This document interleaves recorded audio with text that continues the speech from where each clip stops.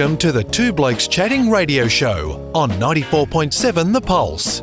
Music, interviews, news, and, well, Two Blokes Chatting. Now, here are the two blokes. Rob Cameron, we've got someone on the line who is best described as a small to medium-sized business expert. That's not anything to do with her height, of course. That is to do with the size of the businesses she deals with.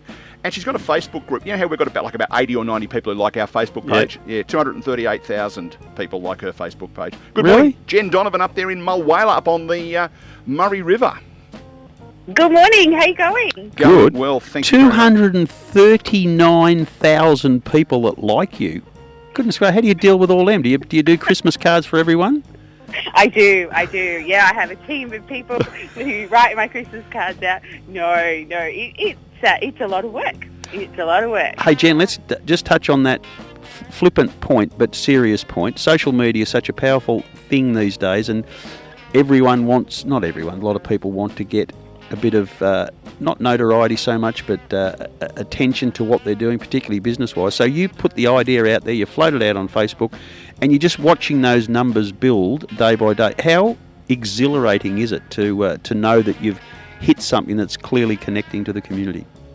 Look, it's absolutely lovely to think that, everyone, I only created the group. Everybody else, the 238,000 people, they're creating the group every day. They're the ones in there supporting small business owners, supporting the people who have bush businesses. Even if they haven't got the money to spend, they're in there, complimenting people and saying what a great product it is. But it is, it's a lot of work. It's 238,000 new family members. So, Jen, it's Neil. Hello. Hello. We haven't chatted for how long? 24 hours. I'm starting to miss you, Neil. Thank you. Yeah, only starting to. Hey, what we haven't mentioned yet in this flippant introduction is what the name of the group is. That'd be a good starting point, wouldn't it? Tell us a bit about that. Look, it would be. So it's called Buy From a Bush Business. So, and it pretty much says what it is. It's all about bush businesses, rural businesses, having that opportunity to reach audiences that they perhaps wouldn't have the opportunity to by trying to do their own social media or, just tapping into their local areas. Because the three of us have something in common, Rob, you and I, and that is we all live regionally. And we understand the importance of small businesses, not only from keeping the economy going, but also, the old saying, if you buy something from someone who's in a big company, it might mean an extra holiday house or a trip overseas, when in the fact of a small business, it's more likely to mean that the kids have got new shoes for school next Thursday. Yeah. What's that little saying goes around social media? Buy from a small business and someone does a happy dance. Yep. Yeah, and please don't ask Rob to do his happy dance. It's something that I find appalling and just puts me off radio completely. I just can't do what I'm doing. So, in terms of the purpose of the group, is it purely and simply, trying to convince people to buy from bush businesses, or is it actually for the bush businesses to use it, as you said, as their own social media to promote their own individual business? Which is it a bit of both? Yeah, look, it is a bit of both. I must admit there is quite a few people who reach out to me who say, this is their only selling platform. They don't really make sales through their own social media pages and that, but this is kind of like the marketplace where they do get most of their sales from, which from a marketing point of view, I think is not good, but from their point of view is absolutely brilliant. So a beautiful segue there for you. You also run a consultancy business for small businesses around how to use social media. Have you seen and other aspects of running a business, marketing of a small business, have you seen an increase or decrease in interest in that sort of stuff given what we're going through at the moment? Are people less likely to be going out and thinking about spending money and therefore they're pulling back, or are they saying, no, if we don't push ourselves now, we'll never push ourselves? Look, I think that the people who perhaps weren't being very successful with their marketing, it's been a great excuse for them to pull back on their marketing, although they definitely shouldn't. But most people who are proactive have gone, this is a perfect time to, keep the ball rolling and grow a business. There's so many of my clients that are just, shooting for the stars, which is unbelievable. But as far as the group goes, I haven't seen it slow down. I'm not in there with the dollar figures. Obviously, I only see the traction that it's getting. I look at the analytics every week, but I haven't seen it slow down. The days of the week that are most popular have definitely changed. We've gone from Sunday, that's been the most popular day with everyone sitting on their couch, scrolling through, to now, the days of the week are the most popular, and weekends are sort of more spent outside, I guess. Jen, let's deal with the serious issue and the problem with this concept is cost. It's always a cost. In the country, particularly as far out as you are at Mulwala, Neil and I, while rural is still very close to Melbourne. So the cost of goods is relatively okay still here. You have higher cost of goods, fuels costs, the basic breads and milks probably cost a little bit more. The general income for people in the country is a little bit less than it is than people in the city. So to warrant the extra cost of buying locally compared to imported goods, which we know are cheaper, that's still that really difficult balance, I imagine, and the hardest thing to deal with.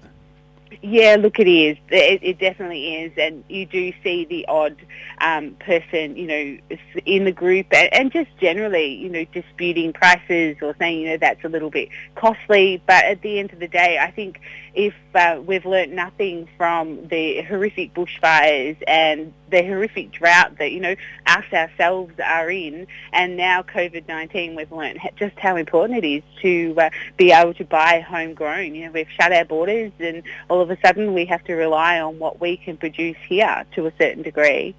It's obviously a much deeper ideological argument almost, the support for rural Victoria, rural Australia for that matter, on matters like this, because the imported cheaper option seems to be supported and seems to be what business want, which puts an enormous amount of pressure on the country.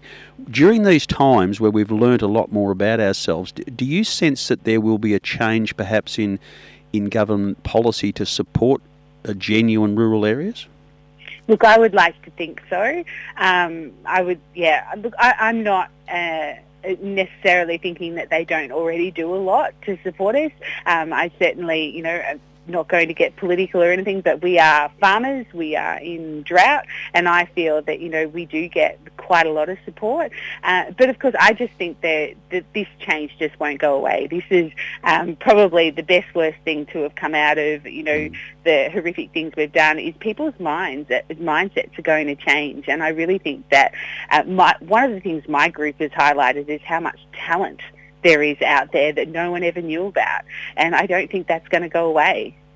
Yeah, I think the other thing that I've observed, Jen, is that when it's bushfires, let's use that as an obviously major event. It's pretty easy for people who live in Melbourne to go, yeah, look, we should fling a few bucks in the direction of Malakuta or wherever else. But not my problem. I'll say nice things, and I'll make sure that I occasionally turn on the news. With coronavirus, it has hit everybody, hasn't it? And I think, that we're all in this together, I think, is what Foxtel's currently promoting. They're playing that song, We're All in This Together, which is a bit pathetic. But we are all in this together, and I guess people have to turn to their next-door neighbour and the guy up the street rather than just say, I don't need to worry about what's going on in a bushfire-prone zone. Yeah, absolutely.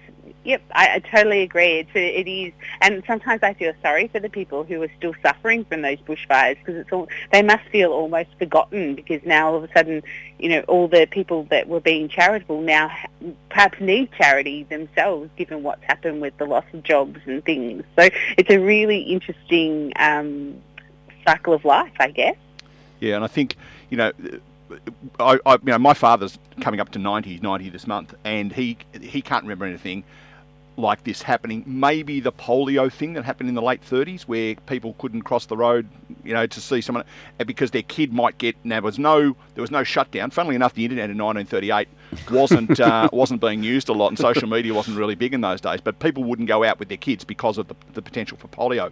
But because this is literally the biggest event that's happened in the lives of most people, I suspect it's going to be the only chance we ever get to reset.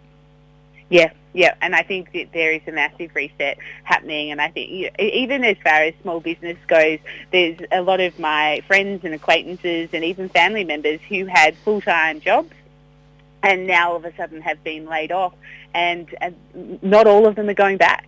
They've had this, epiphany of, oh, okay, so I could run my own business, or I could, design a bit of a lifestyle around myself. I have all these skills. I don't necessarily have to have someone pay me for these skills. I can actually pay myself for these skills. So I think there's going to be a real surgence of small business owners, starting up as well, rather than going back to that daily grind of working for someone else or working in high-rise offices. Maybe people start becoming virtual assistants rather than personal assistants. Shopping habits are interesting. They change with times, and one of the concerns I have during this period of time is people at home, and we've already had a courier on this morning talking about his business has gone up 20% because more people are shopping online, and if that's a habit that they get into and that becomes more shopping corporate online as opposed to local, that's another little negative issue. But I imagine you do have the capacity with these small businesses to get into the modern times and put forward shopping online options to help people. Yeah, definitely. And I think the whole buy from a bush business, buy from the bush, it's such a movement at the moment. And, I think that there will be, marketplaces pop up and it will become, I would love to see a bush eBay type of thing, a rural eBay, so rather, or a rural Amazon type of those types of models. But you go there just to support rural, small businesses who live rurally. Yeah, I think that's the important thing, to get onto the wave. If shopping online is to become the new norm, then make sure there's connection to your region. That's your first place you look, rather than looking broader and internationally even.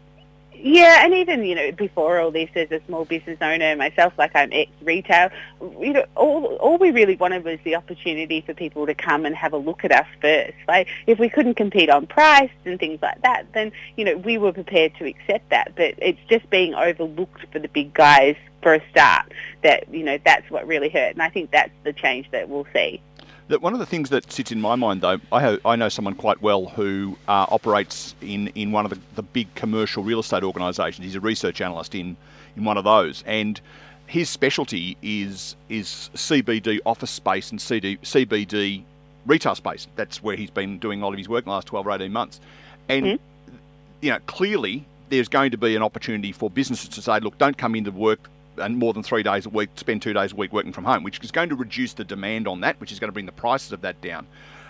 The impact on things like superannuation funds, because many of those buildings are owned by superannuation funds, and therefore, the impact on the longer term savings for Australia, that's one economic concern I've got. But then you look at other organisations, and let's name them, Myer, Bunnings, these sort of people. If people start to go and start shopping online, the impact on them to justify having a massive floor space, either CBD or suburban or regional even, is going to become really interesting to see how they approach it, because they've got to still justify that floor space. Yeah, and I think this will force a lot of big businesses' hand. There is a lot of big business who are online, but they're not really online. They're really quite hopeless at, what their structure looks like online. They're quite, it's not a good shopping experience when you go online. It's there as a bit of a, we know we should be on here, so here it is type of thing. But I think this will be a really big shove for them to go, okay, we really need to make this, a part of our business model, and what's it going to look like? And then the big impact then, of course, is going to be on the Miranda shopping towns and the Chadstones and all these sort of places who have got, Chadstone down in Melbourne is now only slightly smaller than a major capital city. It is massive, and every one of those is bricks and mortar shop, and it's going to be really interesting to see, not so much the Myers and the David Jones and these guys, but some of those little guys that have just got, one shop at Chadstone, because the dollars involved in renting those shops is ridiculous. Astronomical, and I don't know how a person who isn't a corporate retail can possibly make that work. So, Jen, the overriding message that you leave us with, what's the, apart from the obvious that you're supporting local, what's the real incentive going to be for people to look after those around them, closer to them going forward, do you think? Yeah, look, it really is just shopping local, and it's a phrase that's kind of been done to death. So I guess that's why, buy for a bush business, it has, a bit more of a ring to it. But it's, even if you don't live in the bush. Like, even if you live in suburban Melbourne, head down to your suburban shops. Not always the big high-rise, shopping centres and that sort of thing. Support the little people. Support the mum and dad businesses, because they're the ones that, have the opportunity to support you back. They're the ones who support the football clubs and the ones who, give to your local school fates and things like that. They're the ones that we need to be supporting. Yeah, there's a very good message that came out recently about clubs looking for sponsorship locally, and now the shoe's on the other foot, that there is an amount of spend that club members will have, and they really need to look out for their sponsors and supporters now. Absolutely. It's not all going to be positive of what comes out of this as far as business goes, but certainly, as far as my little community goes of 238,000, things are just going amazingly, and people are supporting rural businesses and bush businesses, and really realise that, if those sorts of businesses shut down, we will have ghost towns all over Australia. Yeah, you're dead right about that, and we can't have that, so all power to you, young lady. 238,000, that's a lot of people, isn't it, Neil? Indeed it is. And we probably should just give you an opportunity to tell us the name of that Facebook group again, because I joined yesterday and haven't got your Christmas card yet, incidentally. And well, come on, it's May. Okay, fair enough. There is that. But it is my birthday next week, he said, looking quizzical. I better join up now. Rob's joining up as we speak. So that is the Buy From a Bush Business Facebook group. Yes. And you apply and you actually get admitted, don't you? You don't just automatically join. Here we are. No, you do have to answer a couple of little questions, but they're just really to try and qualify people and let people know the rules that exist around being in the group. And also you have your own business, which we can't give you a major plug for it, but you can give us the website. My website is socialmediaandmarketing.com.au. Oh, okay. What does that do, socialmediaandmarketing.com.au? Look, it's a little bit confusing, isn't it? Jen, you'll be pleased to know that you now have 239,762 as I press the button. And, of course, that's because I joined yesterday. We've bumped it up. Thanks, gentlemen. All the very Donovan best to you. Thank you so much for joining us on a Saturday morning, and we look forward to seeing the group topping 300,000 very soon. Oh, my goodness, that sounds brilliant. Thank you so much, gentlemen, for the time. That's just been lovely. Good on you, Jen. All the best.